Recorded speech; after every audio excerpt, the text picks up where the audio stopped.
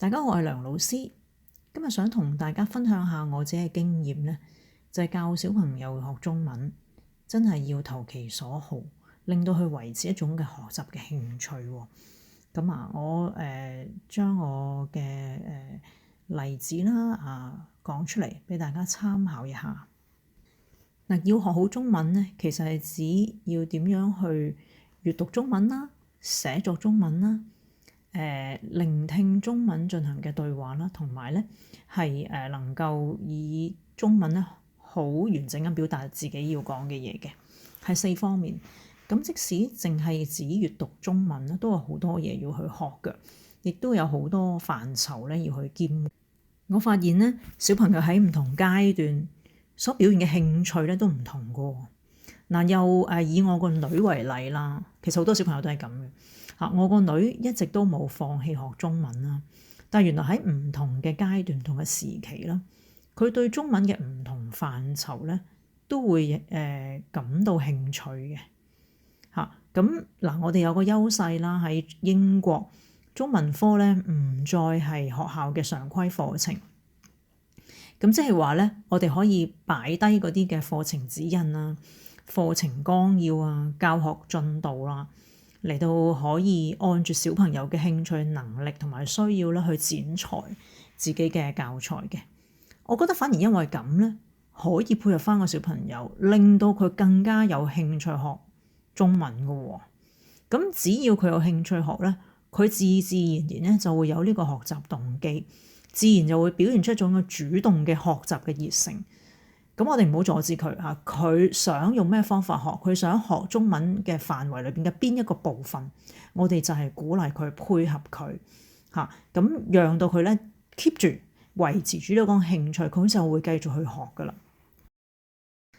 有一段時間咧，我個女好中意抄文章嘅，每次學一篇新嘅文章咧，佢一字不漏咁逐字逐句咁抄啦。咁但係不求甚解嘅喎，抄完之後問佢呢個字點讀啊？佢答我唔知嘅喎，咁呢個字又點解啊？呢個句子點解？佢又答我唔知喎。咁唔緊要，我哋花啲時間去慢慢同佢講解，唔緊要嘅。佢中意抄就俾佢抄咗先，我哋慢慢咧再處理嗰啲內容嘅分析啊、句子嘅結構啊、字形字義咁樣。抄咗之後先慢慢去解釋啦。既然佢係喜歡做，既然佢樂在其中嘅話，我哋由佢抄。真係好過佢打機咯，我真係寧願佢抄。咁抄咗之後咧，先至再慢慢嘅同佢分析。好啦，咁早排咧，佢唔想再寫咯，佢想默書。咁啱啱開始咧就係默生字嘅，後來咧就成篇文章咁默。咁其實嗰啲文章咧，佢呢個階段字數都唔會好多嘅嚇。咁佢中意我又俾佢默啦。咁當然咧，除咗默書之外，我每日都會教佢唔同嘅語文知識啦，同埋繼續進行唔同嘅學習活動。但係咧，每一日咧都會有默書呢個環節嘅。其實默書咧都有另一個好處啦，就係即係幫助佢記憶嗰啲中文字啦，同埋真係知道咧佢邊啲地方需要去再改進。譬如話有啲字可能佢容易寫錯，或者係邊一啲容易係寫咗第二啲字嘅喎，咁呢默寫詞語咧，同埋課文咧係幫助佢認讀啊，同埋記憶個課文嘅。咁佢中意嘅話就由佢咯嚇。咁然後有一段時間咧，佢對古代嘅文字好有興趣喎，因為佢覺得好似一幅一幅圖畫咁樣啦。其實我呢個都係我哋漢字嘅一個特點嚟嘅。咁啱啱嗰個時間咧，我哋讀咗一篇有好多背字為部首嘅字嘅文章。咁佢好想知道嗰啲字詞嘅意思喎。咁我就立刻咧就揾出咗說文解字注啊，俾佢睇啦。網上邊都有嘅，可以網上面睇晒成本說文解字啦，可以睇到嗰個嘅文字嗰個嘅最先嘅意思啦。又揾出咗唔同嘅象形文字，製作成工作紙，俾佢做配對啦，睇下佢認唔認得出或者估唔估得到邊啲文字咧，邊啲象形文字咧係今日寫出嚟嗰啲嘅字嘅。其實俾佢睇下呢啲古代文字都有好處噶嚇，俾佢睇下古代嘅文字寫成咁，其實本意係點樣樣嘅咧，亦都幫助佢咧記憶嗰個中文字。咁我哋讀咗好多嘅以背字為部首嘅字啦，例如就係有貪啊、貧啊、賊啊、賤啊呢啲中文字啦。我問佢你總結到啲乜嘢？觀察到啲乜嘢嘢啊？佢自己識得話俾我聽喎。原來咧好多唔好嘅嘢啦，譬如賊啊、賤啊、貪啊、貧啊呢啲都係唔好㗎嘛，都係背字部啊，即係同錢有關嘅啊。錢即係貪財啊，會帶嚟一啲嘅唔好處㗎喎。咁呢個我都幾佩服佢呢個觀察啦。咁你哋私教嗰時都可以問下點解呢啲字會係呢啲部首嘅咧？你總結咗出啲乜嘢啊？你觀察到啲乜嘢嘢啊？咁等佢咧思考下，咁啊刺激佢思考啦，亦都幫助佢記憶下。古代嘅人咧係會將文字以部首嚟分類噶嘛，咁可以睇下原來呢啲字係呢個部首嘅話，大概係同咩嘢有關噶啦。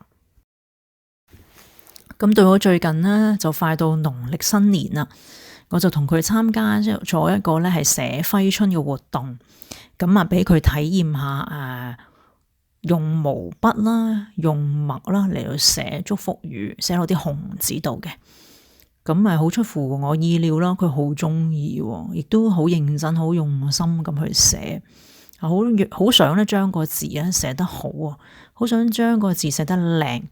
同埋咧呢個活動咧都讓到佢知道咧，原來咧古代嘅文字有好多種，就算係而家寫書法啦，都有隸書啦、楷書啦、草書啦，淨係寫馬年個馬字咧，都有好多種寫法噶。我哋認得到嗰個馬字嘅咁樣。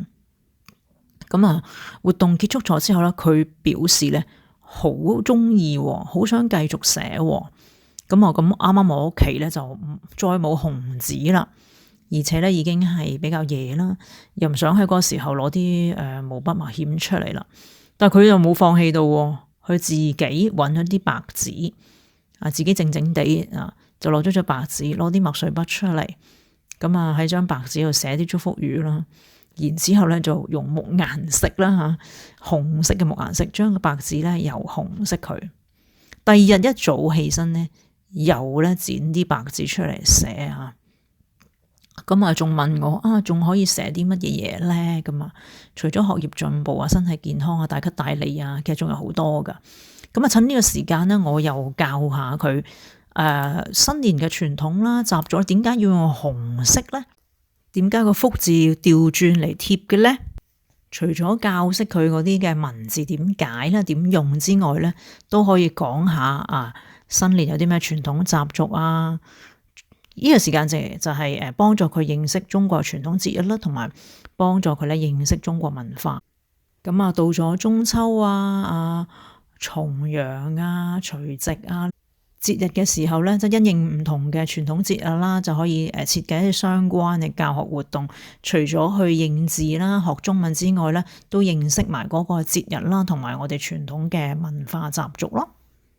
咁最近呢幾日啦，除咗係咁寫揮春之外啦，佢開始中意朗讀課文，聲演課文裏邊咧唔同嘅角色咁面對小朋友興趣嘅轉換啦，我哋作為私教嗰個啦，就要靈活啦。為咗保持佢學習中文嘅興趣咧，真係要投其所好嘅，就唔好硬性規定今日一定要佢學識乜嘢，幾時要佢學識啲乜嘢嘢。每日要有點樣嘅教學內容因為咧咁樣嘅不必要嘅堅持咧，會抹殺咗佢對中文嘅興趣嘅。既然佢喜歡做嘅，又真係同中文有關嘅，就俾佢做啦。其實反正我哋用乜嘢材料，只要靈活變通嘅話咧，都可以同學中文楞上咗關係。我哋要靈活啲啦同埋成日都留意住諗住呢樣嘢如果要用嚟做教材，我可以點樣教呢樣嘢做唔做得教材？如果做得到嘅，點樣去教？用啲咩個方式？設計啲乜嘢嘅教學活動？有咩嘅工作紙可以配合？有啲咩有趣嘅方法配合唔同嘅媒體？即係我哋中文老師就係要不停咁去思考呢樣嘢，令到個教學變得有趣、活潑同生動。咁學生同老師之間咧都係雙向嘅嚇。佢即係要投其所好啦，對佢佢想點樣學法，我哋就配合佢，但係我哋都唔好俾佢即係牽着鼻子走喎。